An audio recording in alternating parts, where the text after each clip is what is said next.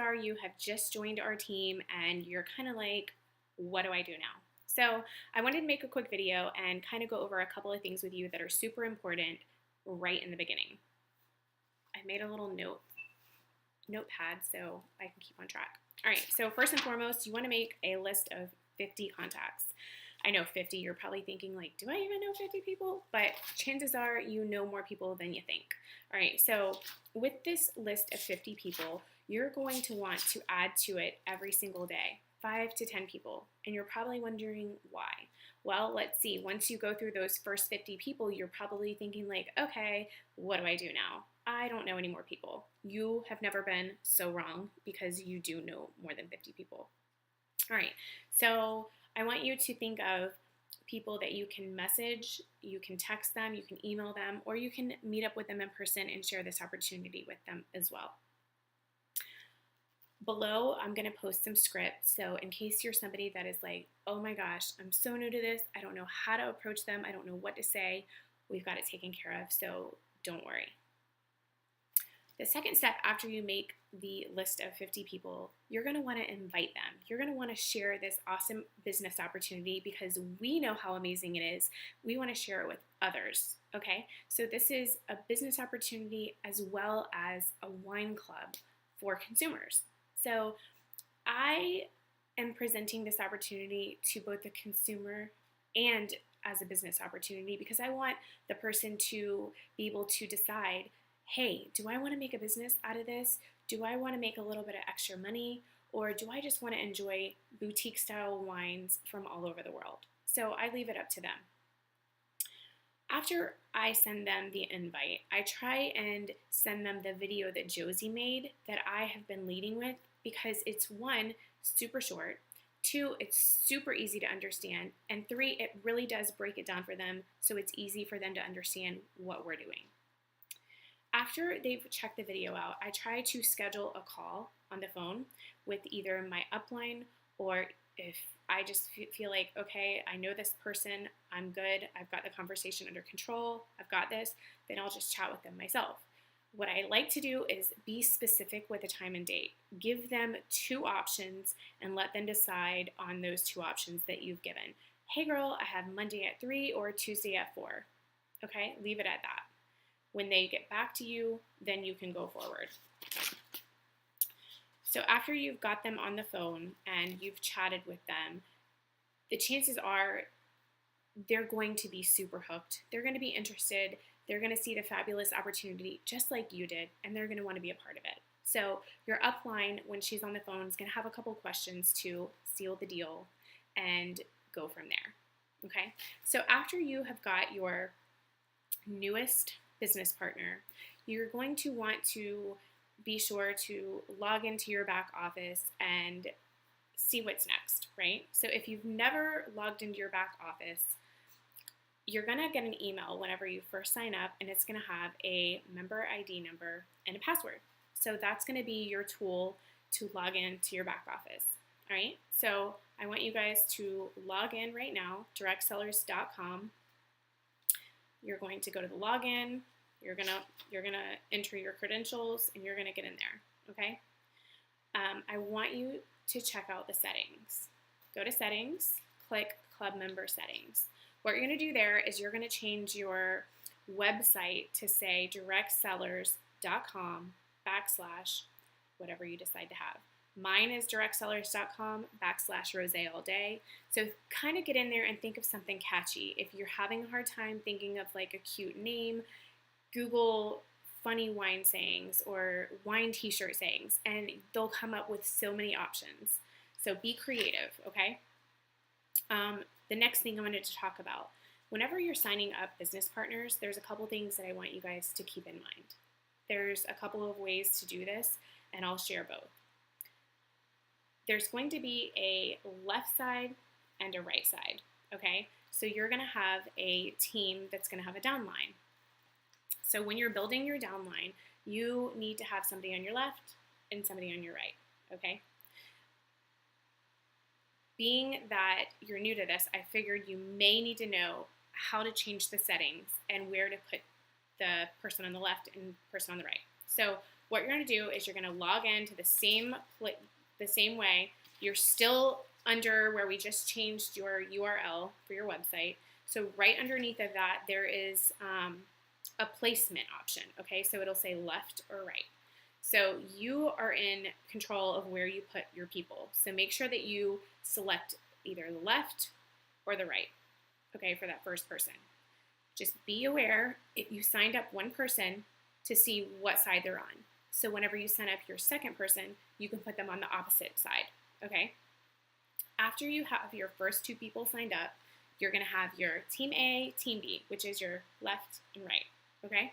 So from there, I know for myself, I'm going to go and see which side has less volume. I know for Michelle, she likes to make sure that there's two people on your left and two people on your right before she starts worrying about the volume, okay? So just be sure whenever you're signing somebody up that you log into your back office and you look at your placement and you are aware that you have somebody on your left and you have somebody on your right, okay? So it's super important. You have to do this every single time. Okay, so if you have signed up your left and your right and you're worried about volume, you need to be sure that you're adding to the side that has less volume. And the reason being, because when you are getting paid from the dual pay, you are going to need to be adding people to your team that has, to the side that has less volume.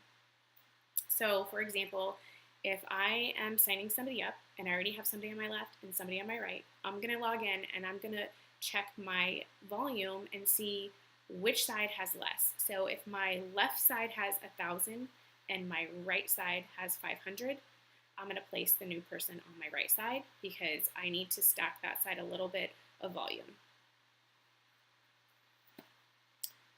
Okay, so if you're wondering where you're going to find the settings to see where your volume is at for the week, you're going to go to volume, under commissions, forget that. Go to commissions, business snapshot, sales team volume, and you're going to see a left and a right. So that's going to tell you where you should put your next person. And like I said, everybody runs their business different. So if you're like Michelle and you want to have 2 on one side and 2 on the other, then you can do it that way too. However, I'm more of a numbers girl, and I know the way that I'm going to get paid is the way that the side with the less volume. So that's what I'm going for. And I just wanted to share it with you. So if you have questions and you're still, not sure, reach out to your upline and see what they say, what would be best in your situation. So I just kind of wanted to give you a quick overview on how I do it, how Michelle does it, so you have 2 options whenever you're building your team. Okay, guys, I think this was just a quick rundown on a couple of things that is hard to just go through every time that you're adding somebody to the team and you need a quick reference. So if you have any questions, okay, so I totally forgot the best part. We're going to talk about the do's and don'ts of social media, especially because a lot of you guys are new to network marketing. So first things first. One of the things that I want to talk to you about is not being salesy, okay? So a lot of times people jump into something new in network marketing, and the first thing that they want to do is they want to blast whatever they're doing all over Facebook. And I'll tell you, you should never do that. The reason why is because people are going to be turned off immediately, and you're not even going to get the chance to show them what you're about and what you're doing. So this is why Michelle and I were talking about coming up with an amazing teaser post.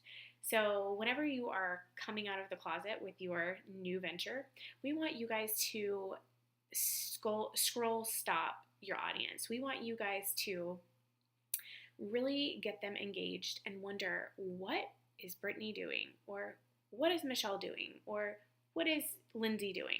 What are these people doing that is so fabulous and that I need to know about? So whenever you are crafting your post, you want to hit on pain points. You want to hit on things that your audience can relate to. So if you're doing this business to add extra income to your family, be sure to add that in there. If you are doing this business to have more freedom with your family, put that in there. If you are leaving corporate America because you are tired of being told when to work, when you can have time off, when you can go on vacation, put that in there. If you are doing this business because you absolutely love the wine, you absolutely love that, this is from all over the world, it's delivered straight to your door, make sure you put that in there too. So when you guys are crafting your post, you also want to have something that's going to scroll stop. Like, you want to have an amazing photo, something that does not look like it came off of somebody else's website. So be sure that whenever you are putting a picture with your post, that it is really going to intrigue your audience.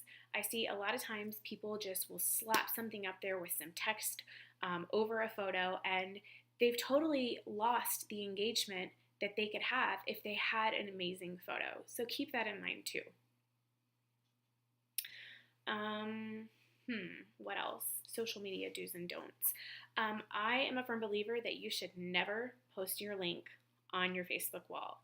If you are trying to engage in conversation with somebody, then do that privately. And when you are engaging in the conversation in the comments, be sure to have them message you, because chances are they're going to be interested. They're going to jump on the messenger and they're going to send you a message right away because they want to know what this awesome opportunity is all about.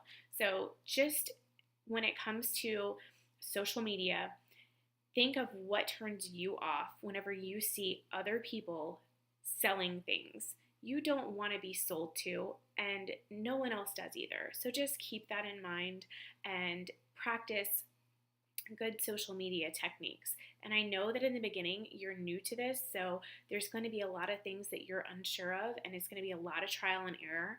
But myself and Michelle are here to help you. And if you have any question, or if you need feedback on a post that you're about to put out there, or if your coming out post needs some critiquing, let us know, because we are your go-to girls. We will help you, and we're here for you for whatever we can do to help you guys be successful. So I'm going to leave you guys with that, and Michelle and I are coming up with more training in the works. So if there's something that you guys are struggling with and you could use some help, let us know and we'll be sure to tackle that topic. All right, guys, bye for now.